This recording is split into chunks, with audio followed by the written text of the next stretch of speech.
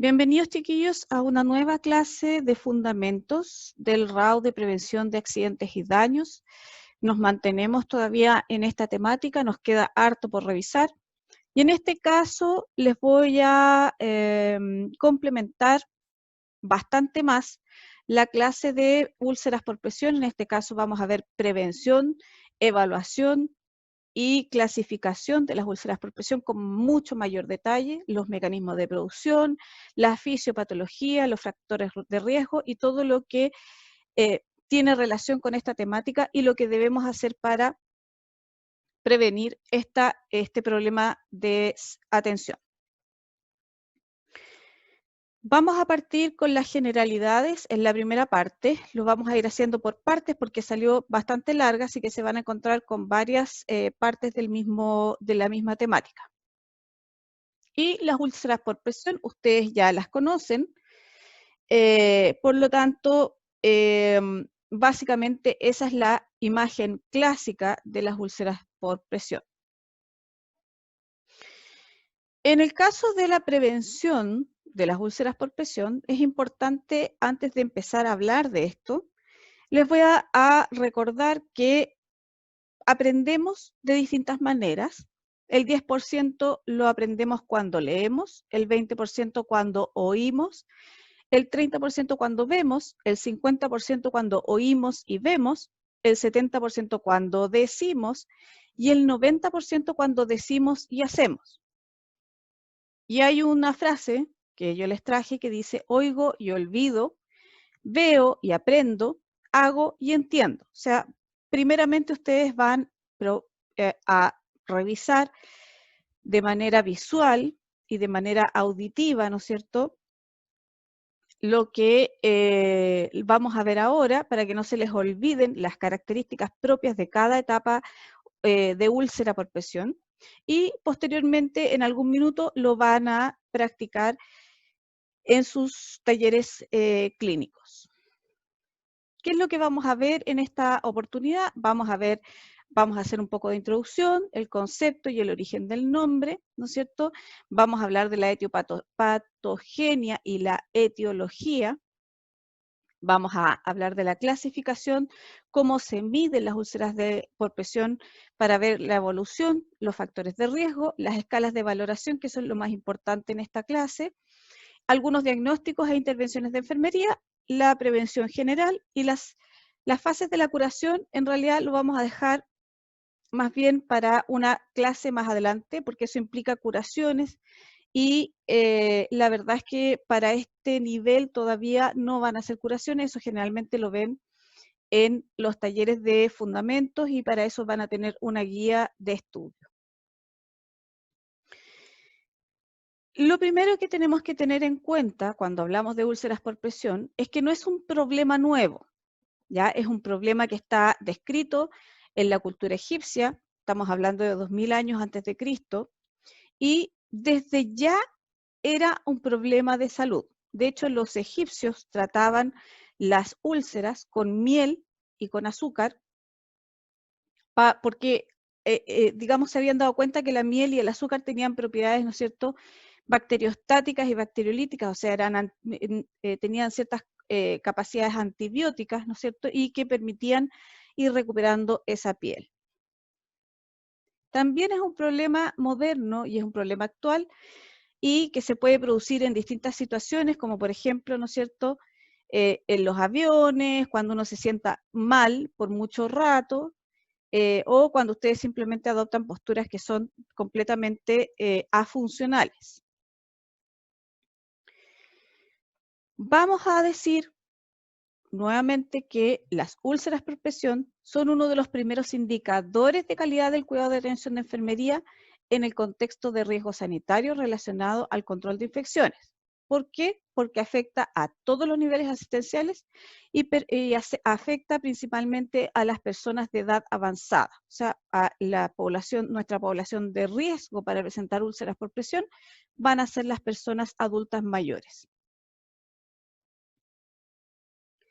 La úlcera por presión ¿no es cierto?, el desarrollo de una úlcera por presión supone la precipitación de otros numerosos problemas, por lo que su prevención es primordial. Lo más probable es que va a comenzar con una úlcera por presión y va a desencadenar diversos problemas, sobre todo en aquellas personas con patologías crónicas no transmisibles, como por ejemplo el dolor, infección, la sepsis, la muerte. Aumenta las estancias hospitalarias hasta 5 veces y hay un costo importante en términos no solo económicos, sino que también un sufrimiento importante por parte de las personas. Una epidemia viva, ¿no es cierto?, en el siglo XXI, y ahí tenemos distintas imágenes, ¿ya?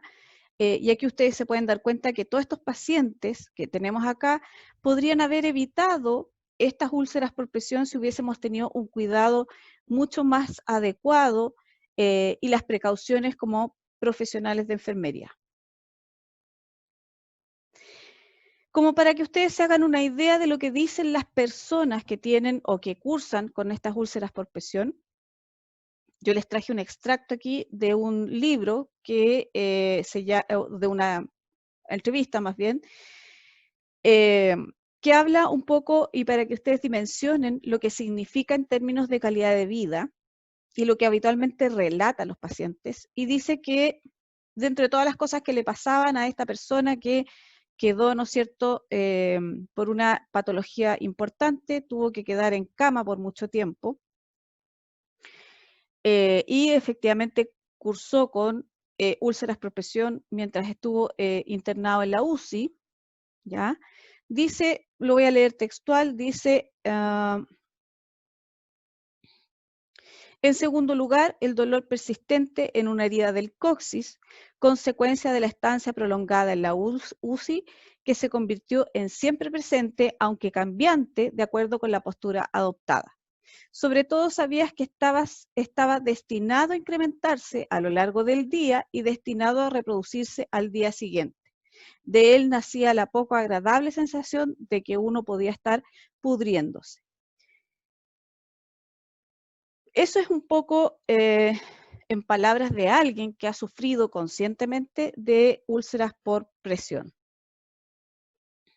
Vamos a hablar entonces de la prevención de las úlceras por presión, que es algo sumamente importante y que, como dice la lámina, hasta ahora no ha sido un reto, ¿no es cierto?, para el sistema de salud y la sociedad. Lo importante es que nosotros en este momento seamos conscientes de que este problema se puede prevenir y que además es un factor exclusivo de la atención de enfermería. Por lo tanto, va a depender exclusivamente de nosotros prevenir estas úlceras por presión. Como yo les decía, el 95% de las úlceras por presión se pueden prevenir. ¿De dónde viene el nombre? Vamos a tener distintos nombres también que se le da en los distintos lugares o en los distintos países. Se les llama heridas de cama, se les llama escaras, úlceras por decúbito, escaras de decúbito, llagas por decúbito, y todo eso se llama úlcera por presión. Es lo mismo, son distintos términos para referirse a el mismo concepto. Y acá están los lugares de mayor riesgo y las posiciones, ¿no es cierto?, que vamos a tener. Por ejemplo, las posiciones prona, supina, lateral y sentado son las que mayor presión van a ejercer sobre los puntos de presión y que finalmente nos van a producir las úlceras por presión. Dentro del concepto de úlcera por presión, vamos a decir que es una lesión localizada causada principalmente por presión no controlada y prolongada que determina un daño en el tejido subyacente sobre un plano duro, independientemente de la posición en que permanezca la persona. Los tejidos bajo presión, si nosotros, por ejemplo, vemos acá un esquema donde acá está el colchón está acá abajo que diga, la piel vendría siendo esta, ¿no es cierto? El tejido de la piel, el músculo, el hueso, que es el que más presión causa hacia abajo por el peso corporal, y ahí entre la presión que ejerce el colchón y la presión que ejerce el hueso hacia arriba y hacia abajo, vamos a ir perdiendo, ¿no es cierto?, la irrigación sanguínea de esta zona de acá. La presión de las úlceras por presión va desde un ligero enrojecimiento de la piel hasta úlceras profundas que afectan al músculo y al hueso. En pacientes ancianos, la incidencia puede llegar hasta el 25% de los pacientes que tengamos. O sea, un cuarto de los pacientes que nosotros vamos a tener, que son adultos mayores, van a probablemente tener una úlcera por presión. Esto, de alguna manera, ya lo vimos en una clase anterior. Esta clase es un poco más completa y se enfoca principalmente a la valoración y la prevención de las úlceras por presión. Dentro de la fisiopatología vamos a tener la presión mantenida sobre una superficie externa desde la piel a un plano duro o prominencia ósea. ¿Ya? Eso va a provocar la disminución o bloqueo del flujo sanguíneo capilar a nivel de la piel o tejidos subyacentes, lo que a su vez va a provocar isquemia de los tejidos aludidos, que si es prolongado y persistente, puede llegar a la muerte celular, necrosis y destrucción tisular. Como ustedes ya lo vieron en una clase anterior, los casos más graves de úlceras por presión pueden provocar destrucción muscular y osteoarticular con sobreinfecciones de la úlcera, osteomelitis, que es la infección del hueso, una sepsis, que es generalizada, y finalmente va a determinar la muerte del paciente.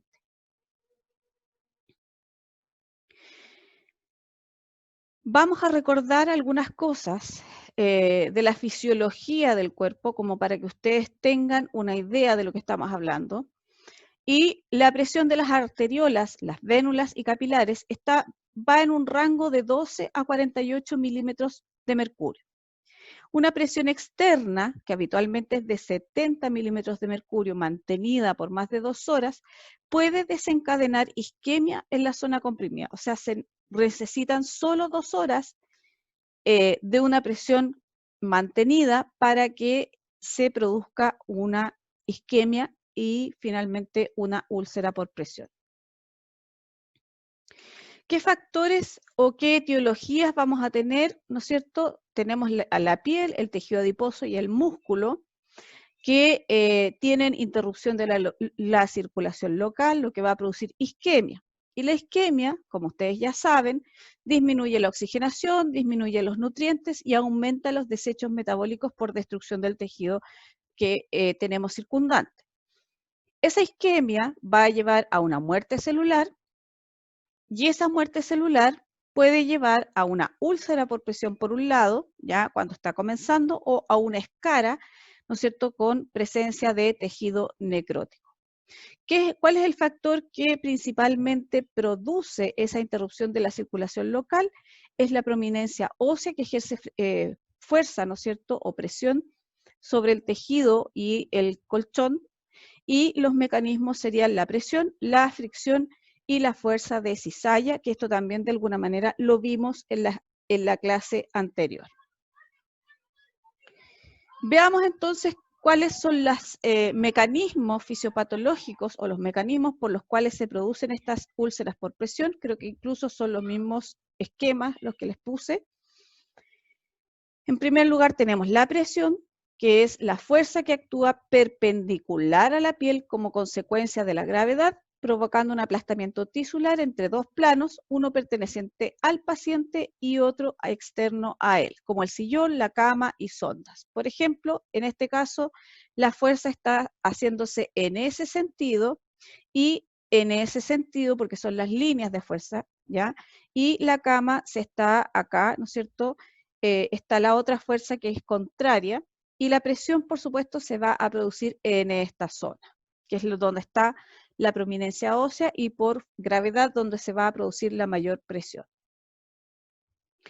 Tenemos la fricción, que es la fuerza tangencial que actúa paralelamente a la piel, produciendo roces por movimientos repetitivos, lavados y secados que son de poca intensidad, ¿ya? O arrastres. En el fondo, cuando ustedes quieren arrastrar a un paciente sobre la cama y no lo levantan, lo que producen es una quemadura por fricción, ¿ya?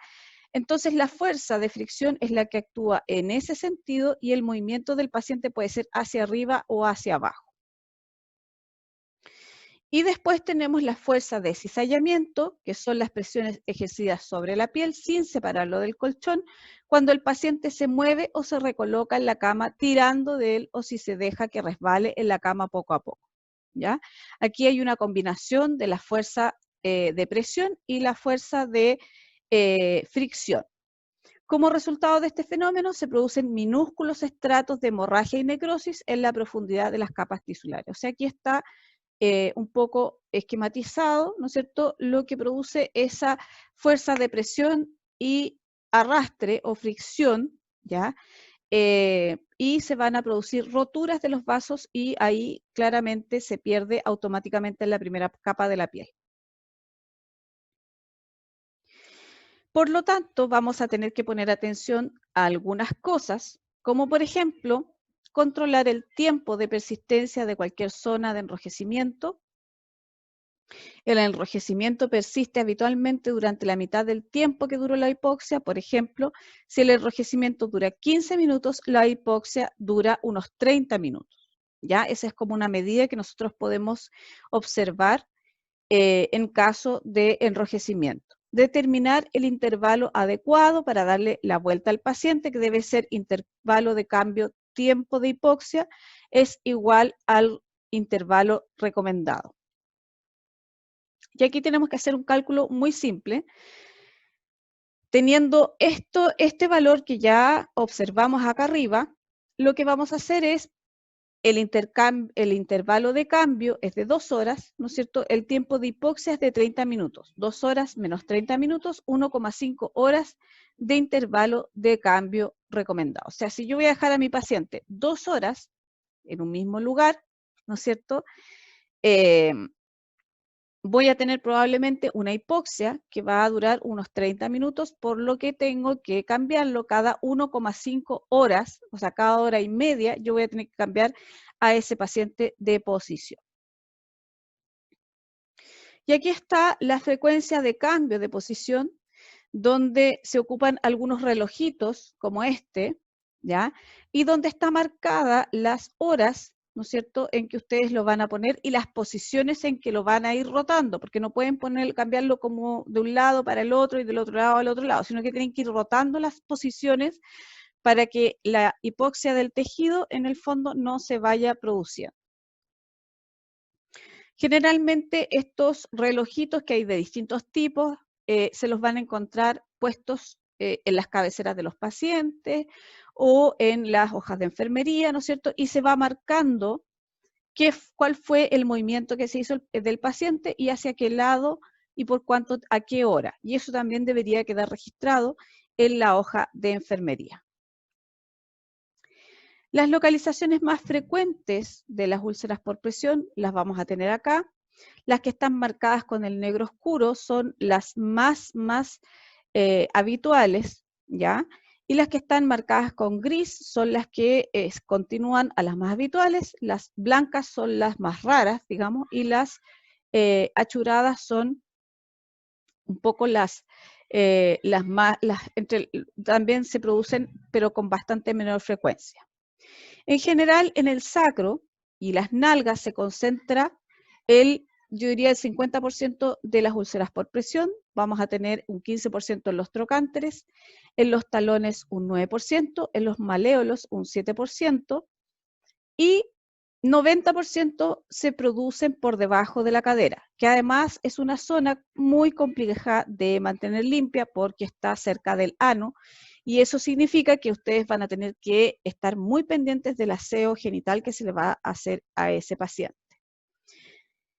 Cuando el paciente está de cúbito supino, las habituales van a ser la occipital, la del omóplato, el sacro y el calcáneo. Cuando está de cúbito lateral, vamos a tener la oreja, el acromion, el trocánter, los cóndilos y los maléolos. Cuando está sentado, vamos a tener úlceras en la tuberosidad isquiática, ¿ya? El coxis, el omóplato, los codos y la zona poplitea. Nuevamente, las presentaciones más frecuentes, aquí está un poquito más esquematizado, vamos a tener las que son cuando el paciente está en decúbito dorsal, los talones, el sacro, el glúteo, interglúteo, dorso lumbar, codos, omóplato, escápula y occipitales, que están todas marcaditas ahí con sus pelotitas verdes. Cuando está sentado, vamos a tener, ¿no es cierto?, las que están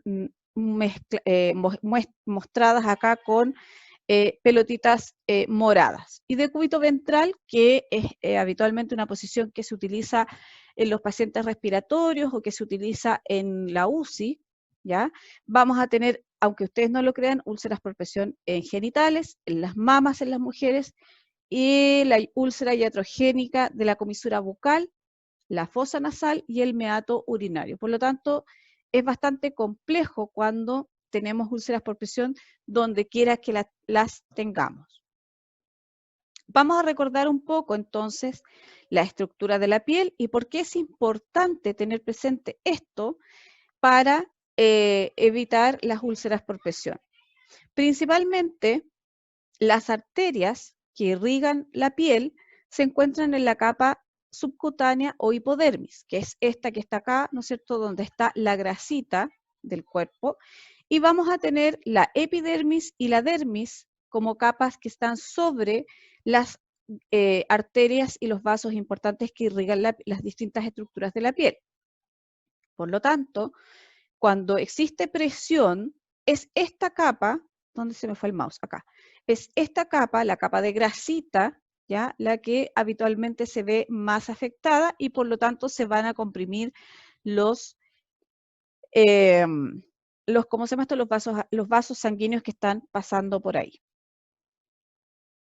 Vamos a dejar hasta aquí la parte 1 para poder ir dosificando la cantidad de información y que ustedes puedan ir también procesando esta gran información. Si quieren pueden ir revisando también la clase anterior de úlceras por presión que yo ya está en el canal o en el aula virtual, que es básicamente la misma información. La diferencia es que aquí está mucho más extensa y que además está orientada a la prevención y la valoración de las úlceras por presión para justamente bien digo, la prevención. Así que nos vemos en la parte 2, que sería la clasificación de las UPP. Esto ya lo vieron, nuevamente les digo, pero lo vamos a ver bastante rápido, como para que tengan un recuerdo y podamos retomar el